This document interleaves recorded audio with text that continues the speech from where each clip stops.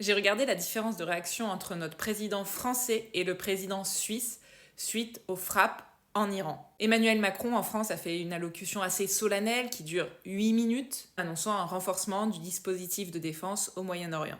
Nous devons être aux côtés de nos amis, de nos alliés de la région, pour leur sécurité et pour leur intégrité territoriale. En Suisse, une prise de parole beaucoup plus courte du président de la Confédération qui appelle au respect du droit international, à la protection des civils et au retour à la diplomatie. D'habitude, la Suisse est toujours à disposition pour, le cas échéant, participer et aider les parties, si elles le souhaitent, à la désescalade.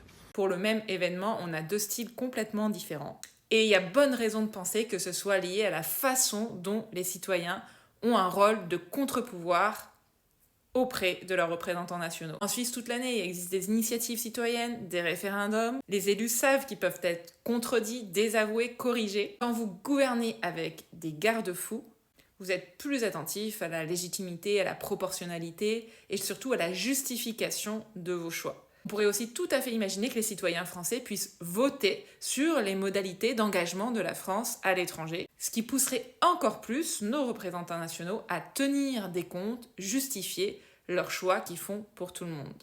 Peu importe finalement qu'on soit d'accord ou non avec eux. C'est tout l'objet de solutions démocratiques de laisser les citoyens décider des sujets sur lesquels ils veulent se prononcer, et notamment pour modifier la Constitution. Rejoignez notre newsletter sur solutiondémocratique.fr.